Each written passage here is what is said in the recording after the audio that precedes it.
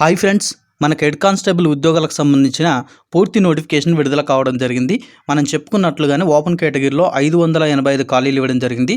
Delhi police విభాగం నుంచి మనకి యొక్క నోటిఫికేషన్ అయితే రావడం జరిగింది. ఇందులో ఉన్నటువంటి 585 ఖాళీలకు 2 రాష్ట్రాల తెలుగు అభ్యర్థులు అమ్మాయిలు అబ్బాయిలు ఇద్దరు కూడా ఈ పోస్టులకు అప్లై చేసుకోవచ్చు.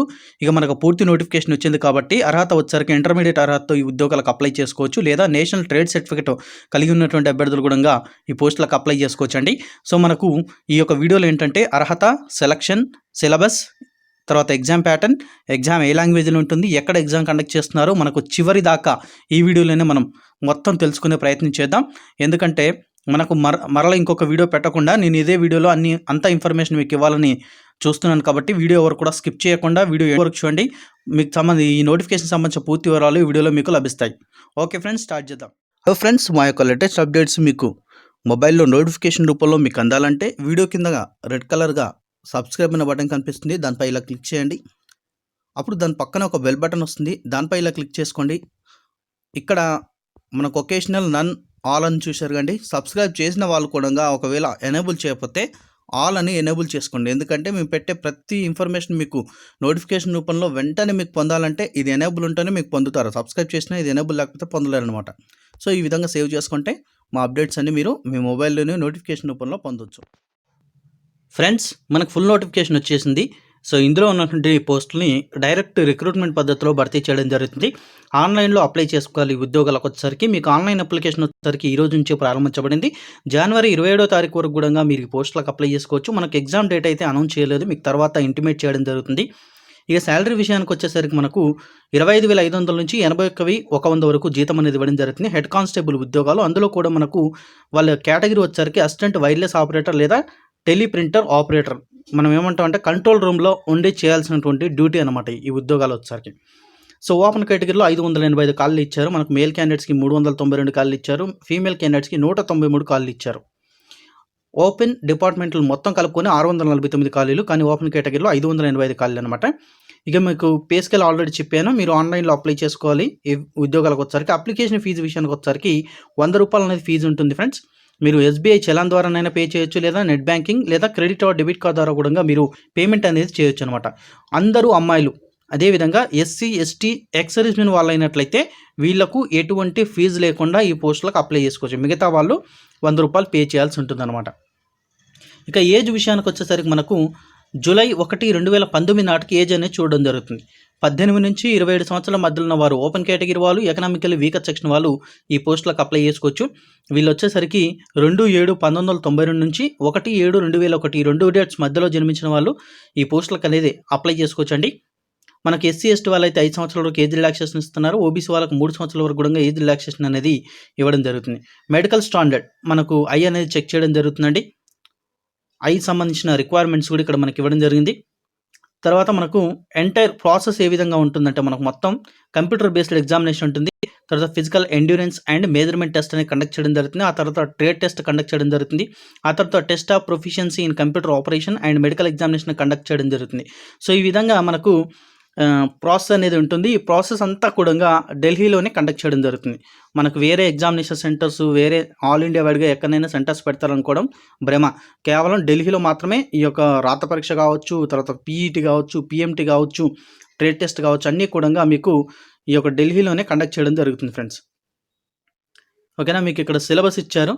మనకు రాత పరీక్షకు అనేది మెయిన్ అనమాట. సో ఇక్కడ నుంచే రిక్రూట్మెంట్ ప్రాసెస్ అంతా కూడా రాత పరీక్షలో వచ్చిన మార్కుల ఆధారితంగా ఉంటుంది. మిగతా అన్ని కూడా క్వాలిఫై కావాల్సి ఉంటుంది అనమాట. అవన్నీ క్వాలిఫైయింగ్ నేచర్లో, మెరిట్ మాత్రం మీకు రాత పరీక్షలో వచ్చినటువంటి మార్కుల ఆధారితంగా మెరిట్ అనేది తీసుకోవడం జరుగుతుంది. సో మన సిలబస్ వచ్చేసరికి జనరల్ అవేర్నెస్ ఇచ్చారు, general science, mathematics, reasoning, computer fundamentals. Computer ఫండమెంటల్స్లో MS Excel, MS Word and communication, internet, W and web browsers etcetera వీటిపైన మీకు ప్రశ్నలు రావడం జరుగుతుంది అనమాట. సో కంప్యూటర్ ఫండమెంటల్స్ ఎందుకు ఇంత రిక్వైర్మెంట్గా తీసుకుంటున్నారంటే మీరు కంట్రోల్ రూమ్లో చేయాల్సిన డ్యూటీ కాబట్టి సో మీకు ఇవన్నీ కూడా రావాల్సి ఉంటుందన్నమాట. సో అందుకని మీకు ఎగ్జామ్లో ఈ యొక్క సిలబస్ అనేది చేర్చడం జరిగింది. సో తర్వాత మీకు ఫిజికల్ ఎండ్యూరెన్స్ టెస్ట్ అనేది కండక్ట్ చేయడం జరుగుతుంది. ఫిజికల్ మెజర్మెంట్ టెస్ట్ అనేది కండక్ట్ చేయడం జరుగుతుంది. ఒక పోస్ట్కి 20 మంది చొప్పున పిఎంటీ లేదా పీఈటీకి పిలవడం జరుగుతుంది అనమాట. ఎండ్యూరెన్స్ టెస్ట్ అండ్ మెజర్మెంట్ టెస్ట్కి, పీఈటీకి, పిఎంటీకి ఒక పోస్ట్కి 20 మంది చొప్పున మిమ్మల్ని పిలవడం జరుగుతుంది. మీకు ఇంకా ట్రైనింగ్ కూడా ఇవ్వడం జరుగుతుంది ఫ్రెండ్స్. మీకు ఆ ట్రైనింగ్ వచ్చేసరికి 9 మంత్స్ అనేది ట్రైనింగ్ ఇవ్వడం జరుగుతుంది. సో, ఈ ట్రైనింగ్‌లోనే మీకు అసలు జాబ్ ఎలా చేయాలి, ఏం కథ, అసలు మీ జాబ్ ఏంటి, మీ ప్రొఫైల్ ఏంటి అన్నీ కూడా మీకు అర్థమైపోతాయన్నమాట. So, test of proficiency in computer operations. మనకు కొంచెం నోటిఫికేషన్ స్క్రోల్ చేస్తుంటే మనకు బ్లర్ అవుతుంది. ఇమేజ్ అంతా క్లియర్‌గా అనిపించట్లేదు. అందుకే కొంచెం టైం పడుతుంది ఫ్రెండ్స్. మీకేంటంటే టైపింగ్ ఉండాలి. 1000 కీ డిప్రెషన్స్ 15 మినిట్స్‌లో 1000 కీ డిప్రెషన్స్ టైప్ చేయగలిగినటువంటి నైపుణ్యం ఉండాలి. తర్వాత బేసిక్ కంప్యూటర్ ఫంక్షన్స్ అంటే ఏంది, పీసీ ఓపెన్ చేయడం, క్లోజ్ చేయడము, తర్వాత ప్రింట్ ఇవ్వడము, MS office usage, saving and modification in typing test, తర్వాత పారాగ్రాఫ్ సెట్టింగు, పారాగ్రాఫ్‌ని ఏ విధంగా సెట్ చేయాలి, నంబరింగ్ ఏ విధంగా ఇయ్యాలి. సో, ఈ విధంగా మన కంప్యూటర్ సంబంధించిన అవగాహన ఉందా లేదా అని చెప్పేసి test of proficiency in computer operation పైన మీకు ఎగ్జామ్ అనేది కండక్ట్ చేయడం జరుగుతుంది. ఇది కూడా క్వాలిఫైయింగ్ నేచర్లో మాత్రమే కండక్ట్ చేయడం జరుగుతుందండి. ఇక్కడ ట్రేడ్ టెస్ట్ కూడా క్వాలిఫైయింగ్ నేచర్లో కండక్ట్ చేయడం జరుగుతుంది. ట్రేడ్ టెస్ట్ ఏంటంటే మీకు రీడింగ్ అండ్ డిక్టేషన్ ఉంటుంది. అంటే ఏదైనా ఒక సెంటెన్స్ ఇచ్చి దాన్ని చదవండి, తర్వాత దానిపైన డిక్టేషన్ అంటే ఏంటంటే వాళ్ళు వర్డ్స్ చెప్తారు, మీరు రాయాల్సి ఉంటుందన్నమాట. మీరు అందులో 50% మిస్టేక్స్ కనుక చేసినట్టే, 50% మిస్టేక్స్ కన్నా ఎక్కువగా చేసినట్టే డిస్క్వాలిఫై అనమాట. 50% కన్నా తక్కువగా మిస్టేక్ చేస్తే మీరు క్వాలిఫై అనమాట. హిందీ ఆర్ ఇంగ్లీష్ ఈ రెండిట్లో మనకు ఏదైనా ఒక దాంట్లో మనకు డిక్టేషన్ అనేది కండక్ట్ చేయడం జరుగుతుంది. రీడింగ్ డిక్టేషన్ అనేది రెండిట్లో కూడా రీడింగ్ అండ్ డిక్టేషన్ కండక్ట్ చేయడం జరుగుతుందండి. సో, మనకు హిందీ, ఇంగ్లీష్ అనేది కొంచెం మీరు అవగాహన అంటే మీరు అర్థం చేసుకోవడము, చదవడము, రాయడం అనేది కొంచెం నేర్చుకోవాల్సి ఉంటుంది ఈ టైం వరకు. మీరు మనకేంటంటే ఫస్ట్ వాళ్ళు ఇస్తారు, ఆల్రెడీ టెక్స్ట్ అనేది కొంత ఇస్తారు, చదివిన తర్వాత దానిపైన డిక్టేషన్ ఇస్తారనమాట. సో, ఈ విధంగా సెలక్షన్ అయితే ఉంటుంది ఫ్రెండ్స్ మనకు. ఇక ఎడ్యుకేషన్ క్వాలిఫికేషన్ విషయానికి వచ్చేసరికి ఇంటర్మీడియట్ కంప్లీట్ చేసిన అభ్యర్థులు వాళ్ళు సైన్స్ అండ్ మ్యాథమెటిక్స్ అనేది సబ్జెక్ట్స్గా కలిగి ఉండాలి. ఓకేనా. అయితే సైన్స్ అండ్ మ్యాథమెటిక్స్ అనేసరికి ఎంపీసీ వాళ్ళని చెప్పొచ్చు అనమాట. ఎంపీసీ చేసినటువంటి అభ్యర్థులు ఈ పోస్టులకు అప్లై చేయొచ్చు. అదేవిధంగా నేషనల్ ట్రేడ్ సర్టిఫికేట్ కలిగినటువంటి వాళ్ళైనా అప్లై చేయొచ్చు, ఇంటర్మీడియట్ లేకుండా. కానీ ఏ విభాగంలో వీళ్ళు ఎన్టీసీ సర్టిఫికేట్ కలిగి ఉండాలంటే mechanic come operator electronic communication సిస్టంలో నేషనల్ ట్రేడ్ సర్టిఫికేట్ కలిగి ఉన్న వాళ్ళైనా ఈ పోస్టులకు అప్లై చేయొచ్చు. ప్రొఫెషనల్ నాలెడ్జ్ కింద టైపింగ్ స్పీడ్ అనేది కోరడం జరుగుతుంది. 1000 కీ డిప్రెషన్స్ ఇన్ 15 మినిట్స్. అదేవిధంగా మనం చెప్పుకున్నట్టు ఈ కంప్యూటర్ ఫంక్షన్స్ అనేది తెలిసి ఉండాలని చెప్పడం జరుగుతుంది అనమాట. ఇక మనకు ఫిజికల్ ఎండ్యూరెన్స్ టెస్ట్ క్వాలిఫైయింగ్ నేచర్లో కండక్ట్ చేస్తారని చెప్పాను కదండి. సో, ఏమేమి కండక్ట్ చేస్తారు, ఫిజికల్ ఎండ్యూరెన్స్ టెస్ట్లో ఏమేమి టెస్టులు కండక్ట్ చేస్తారని చెప్పేసి మనకి ఇక్కడ ఇచ్చారు. అప్ టు 30 ఇయర్స్ వరకు ఉన్నటువంటి ఏజ్ ఉన్నటువంటి అభ్యర్థులు అయితే 7 మినిట్స్లో 1600 మీటర్స్ రన్నింగ్ అనేది కంప్లీట్ చేయాల్సి ఉంటుంది అనమాట. తర్వాత లాంగ్ జంప్ వచ్చేసరికి 12.5 feet వీళ్ళు లాంగ్ జంప్ చేయాల్సి ఉంటుంది. హై జంప్ వచ్చేసరికి 3.5 feet అనేది హై జంప్ ఉంటుందన్నమాట. ఇక 30 నుంచి 40 ఇయర్స్ మధ్యలో ఉన్న వాళ్ళైతే 8 మినిట్స్లో ఈ రేస్ అనేది కంప్లీట్ చేయాల్సి ఉంటుంది, 1600 మీటర్స్ రేస్. లాంగ్ జంప్ వచ్చేసరికి 11.5 feet అనమాట. హై జంప్ వచ్చేసరికి 3.5 కాదు 3.5 అని చెప్తున్నమాట. మళ్ళీ తర్వాత 1 ఫీట్లో 1/4 అనమాట. 1/4 ఈ యొక్క 1/4 feet అనేది హై జంప్ చేయాల్సి, ఇది చెప్పడం నాకు రావట్లేదు, అందుకే కొంచెం చెప్తున్నాను ఫ్రెండ్స్. ఇక 40 ఇయర్స్ కన్నా ఎక్కువగా ఉన్నట్లయితే వాళ్ళు 9 మినిట్స్లో 1600 మీటర్స్ రన్నింగ్ రేస్ ఉంటుంది. లాంగ్ జంప్ వచ్చేసరికి 10.5 feet, తర్వాత హై జంప్ వచ్చేసరికి 3 feet. ఇది వీళ్ళు చేయాల్సి ఉంటుంది మేల్ క్యాండిడేట్స్ వచ్చేసరికి. ఇక ఫీమేల్ క్యాండిడేట్స్ వచ్చేసరికి అప్ టు 30 ఇయర్స్ అంటే 30 ఇయర్స్ లోపు ఉన్నటువంటి వాళ్ళు, 30 ఇయర్స్ వరకు ఉన్నటువంటి వాళ్ళైతే 5 మినిట్స్లో 800 మీటర్స్ అనేది కంప్లీట్ చేయాల్సి ఉంటుంది రేసు. లాంగ్ జంప్ వచ్చేసరికి 9 feet ఉంటుంది, హై జంప్ వచ్చేసరికి 3 feet ఉంటుంది ఈ యొక్క ఫీమేల్ క్యాండిడేట్స్కి. తర్వాత 30 నుంచి 40 ఇయర్స్ మధ్యలో ఉన్న వాళ్ళైతే 6 మినిట్స్లో 800 మీటర్ రన్నింగ్ రేస్ అనేది కంప్లీట్ చేయాల్సి ఉంటుంది. లాంగ్ జంప్ వచ్చేసరికి 8 feet ఉంటుంది, హై జంప్ వచ్చేసరికి 2.5 feet అనేది వీళ్ళు హై జంప్ చేయాల్సి ఉంటుంది. ఇక 40 ఇయర్స్ కన్నా ఎక్కువగా ఉన్న వాళ్ళైతే 7 మినిట్స్లో 800 మీటర్ల రేస్ అనేది కంప్లీట్ చేయాలి. లాంగ్ జంప్ 7 feet, తర్వాత 1/4 హై జంప్ అనేది కంప్లీట్ చేయాల్సి ఉంటుంది. ఇది మనకు ఫిజికల్ ఎండ్యూరెన్స్ టెస్ట్లో భాగంగా ఇలా చేస్తే మీరు క్వాలిఫై అయినట్లు అనమాట. ఇక ఫిజికల్ స్టాండర్డ్స్ విషయానికి వచ్చేసరికి మేల్ క్యాండిడేట్స్కి 170 సెంటీమీటర్లు హైట్ ఉండాలి. ఓకేనా. ఇక మనకు కొన్ని ఏరియాస్లో ఉన్న వాళ్ళకైతే ఒక 5 సెంటీమీటర్లు రిలాక్సేషన్ ఇస్తామని చెప్పేసి వీళ్ళు ఇక్కడ ఇచ్చారు మనకు.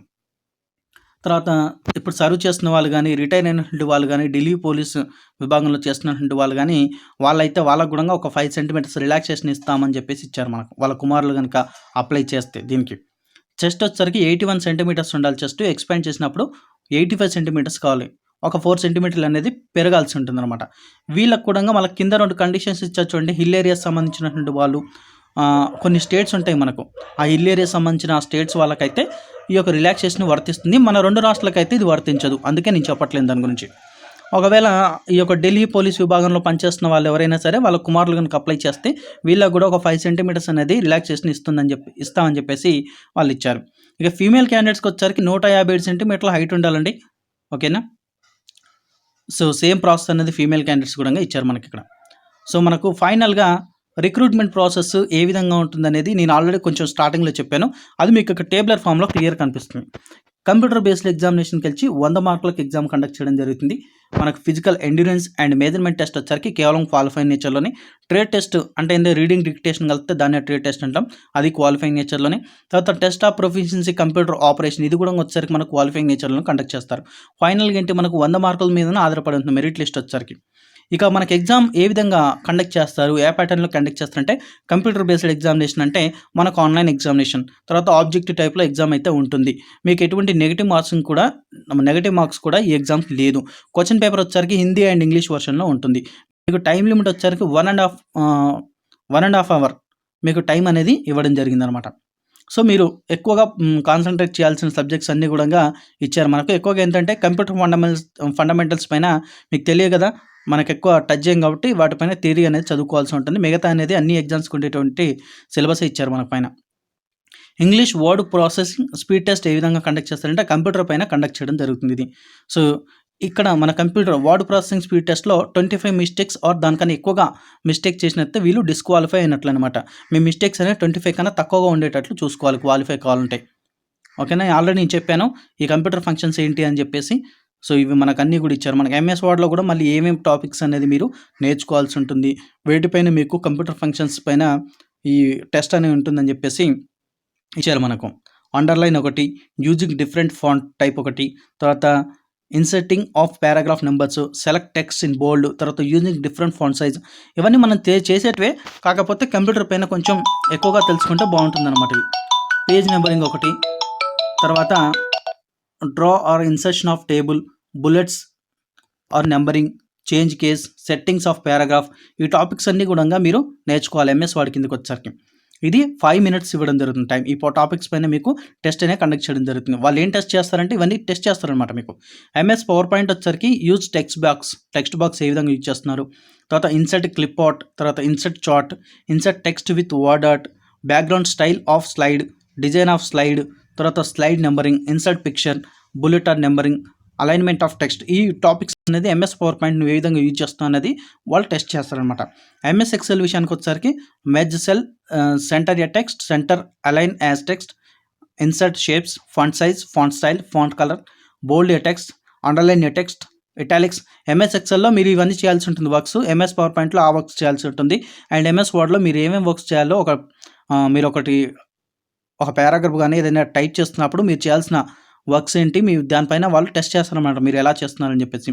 సో ఇవన్నీ కూడా మీకు ఇది మనం ఏం చెప్తాం ఇప్పుడు బేసిక్ కంప్యూటర్ ఫంక్షన్స్ అనమాట. ఇవి ఒకసారి మీరు ప్రాక్టికల్గా కూడా నేర్చుకోవాల్సి ఉంటుంది. రాని వాళ్ళైతే, వచ్చిన వాళ్ళకైతే నేను చెప్పిన పదాలన్నీ కూడా మీకు అర్థమవుతాయి. అసలు ఎంఎస్ వర్డ్లో ఇవన్నీ ఉంటాయి, ఎంఎస్ పవర్ పాయింట్లో కానీ ఎంఎస్ ఎక్సెల్ కానీ. రాని వాళ్ళ కొంచెం డౌట్ ఉంటుంది ఎలా నేర్చుకోవాలనేది. ఈ చిన్న టాపిక్స్ అనేది మీరు ఈ జాబ్ సాధించాలనుకున్న వాళ్ళు కంపల్సరీగా MS word, MS power point, MS Excel నేను చెప్పిన టాపిక్స్ అన్నీ కూడా కవర్ అయ్యే విధంగా మీరు అసలు ఎంఎస్ ఎక్సెల్ గురించి నేర్చుకోండి, ఎంఎస్ పవర్ పాయింట్ గురించి నేర్చుకోండి, ఎంఎస్ వర్డ్ గురించి కూడా నేర్చుకోండి. సో ఫ్రెండ్స్, ఇదన్నమాట ఈ వీడియోకి సంబంధించినటువంటి ఇన్ఫర్మేషన్. ఏదైనా డౌట్ ఉంటే నాకు కామెంట్ చేయండి. కామెంట్ చేస్తే వీలైతే నేను దానికి రిప్లై ఇవ్వగలను లేదా వీడియో పెట్టగలను. వీలు కాకపోతే వదిలేస్తాను. ఓకేనా. అది నేను దేని గురించి చెప్తున్నా అంటే ఈ 3 గురించి, MS word, MS power point, MS Excel గురించి చెప్తున్నాను. మిగతా దాని గురించి అయితే రిప్లై ఇస్తాను, వీడియో అవసరం అనుకుంటే వీడియో కూడా పెడతాను. సో ఫ్రెండ్స్, మీకు ఈ వీడియో కనుక నచ్చితే లైక్ చేయండి, తప్పకుండా వీడియోని షేర్ చేయండి. Thanks for watching.